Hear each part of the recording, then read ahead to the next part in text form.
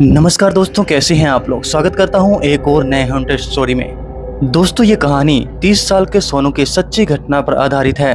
उस रात वह अपने ऑफिस से घर जा रहा था। उस दिन उसकी एनिवर्सरी भी थी, पर उसे ऑफिस से निकलने में देरी हो गई थी। घर उसकी पत्नी रेशमा उसका इंतजार कर रही थी, पर उसकी बाइक स्टार्ट ही नहीं हो रही थी। उसने सोचा कि बस का भी आने का टाइम हो गया है, तो क्यों ना बस लेकर ही चला जाए। बस स्टेशन तक पहुंचते पहुंचते आसमान में गरज रहे बादल बरसने लगे और देखते ही देखते बहुत तेजों से बारिश होने लगी। सोनू अपना सूटकेस अपने सर पर रखकर बस का इंतजार करने लगा। सोनू के कपड़े बुरी तरह से भीग रहे थे। तभी उसके ऊपर बारिश की बूंद गिरना बंद हो गई। सोनू ने अपने साइड में देखा तो एक आदमी अपनी छतरी के आधे हिस्से से सोनू को भीगने से बचा रहा था। सोनू को यह देखकर बहुत ही अच्छा लगा और वह उस आदमी को देखकर मुस्कुराने लगा। उस आदमी ने हाथों में ग्लव्स, आंखों पर काला चश्मा और सर पर एक काली हैट पहनी हुई थी, इसीलिए सोनू को बाद में देखने में थोड़ा अजीब लग रहा था। तभी वह आदमी सोनू को देखकर कहने लगा, ये दुनिया कितनी अजीब, कहीं बारिश है तो कहीं सूखा, कहीं जिंदगी है तो कहीं मौत। सोनू के पास इस बात का कोई जवाब नहीं था। उसने बस मुस्कुराकर सर हिला दिया। उसी समय सोनू का फोन बज पड़ा। उसने पॉकेट से जैसे ही फोन निकाला, उसके हाथ से स्लिप होकर जमीन पर गिर गया।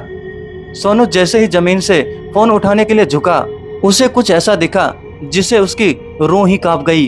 उसके साथ में खड़े आदमी की टांगे ही नहीं थी और ना ही उस आदमी के जूते के अंदर पैर थे, मानो वो आदमी हवा में झूल रहा था। सोनू के चेहरे का रंग बदलने लगा और उसने चुपचाप अपना फोन उठाया और उसके पैरों के बारे में सोचने लगा। सोनू ने उस आदमी से दूर जाने का सोचा, लेकिन जैसे ही उसने अपनी नजर घुमाई तो उसने देखा कि पूरा बस स्टैंड खाली था। आसपास किसी ऑटो का भी नामो निशान नहीं था।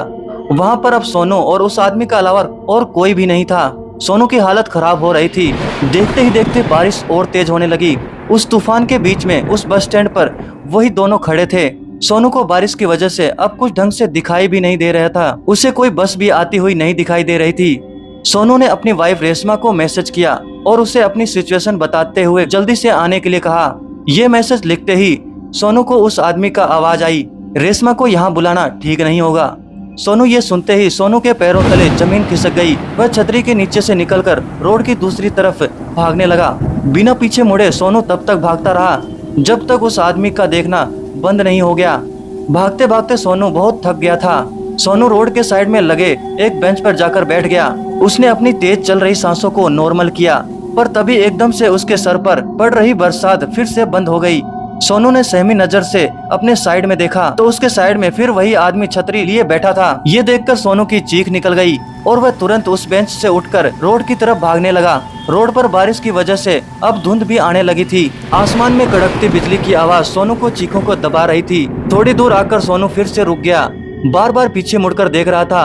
हाँफते हाँफते जब उसने सामने देखा तो बहुत जोर से बिजली कड़की और उस बिजली की चमकती रोशनी में वही आदमी सड़क के बीचों बीच खड़ा दिखाई दिया। इस बार सिर्फ उसका आधा शरीर हवा में तैर रहा था। वह सोनू को देखकर मुस्कुराया और उसने अपना चश्मा उतार दिया। उस आदमी की आंखें पूरी तरह से काली पड़ी हुई थी और उसमें से खून बह रहा था। तभी सोनू को पीछे से एक बस की हॉर्न की आवाज आई। सोनू ने पीछे मुड़कर देखा तो पीछे से एक बस आ रही थी। अचानक ही बहुत सारे लोगों की भीड़ बस की तरफ आने लगी। सोनू को अपनी जान बचाने का और कोई रास्ता नहीं दिख रहा था। वह दौड़कर उस बस पर पहुंचा। जैसे ही वो बस स्टैंड पर आई, सभी लोग धक्का मुक्की करके उस बस में घुसने की कोशिश करने लगे। उसी धक्का मुक्की में सोनू उस भीड़ के बीच गिर गया। उसके पूरे शरीर पर लोगों के पैर लग रहे थे और सोनू कुछ भी नहीं कर पा रहा था। बस के ड्राइवर ने भीड़ को हटाने के लिए बस को थोड़ा सा आगे बढ़ा दिया और सोनू के आधा शरीर बस के नीचे कुचल गया। तड़पता हुआ सोनू वहीं होश खो बैठा। तभी रेशमा सोनू की बताई हुई लोकेशन पर पहुंच गई। उसने सोनू को रोड के बीच में खून से लथपथ पड़ा देखा। उसके आसपास कोई भी नहीं था। रेशमा सोनू को जल्दी से हॉस्पिटल ले गई। सोनू की जान तो बच गई, पर सोनू ने अपने पैर हमेशा के लिए खो दिए थे। वह अब फिर से कभी नहीं चल सकता था। जब सोनू ने अपने साथ हुई घटना बताई तो कोई भी सोनू की बातों पर यकीन नहीं कर रहा था। तो दोस्तों, कैसी लगी आपको ये स्टोरी? अगर स्टोरी पसंद आई हो तो वीडियो को लाइक करके चैनल को सब्सक्राइब जरूर करना। तो मिलते हैं एक और नए स्टोरी में, तब तक के लिए धन्यवाद।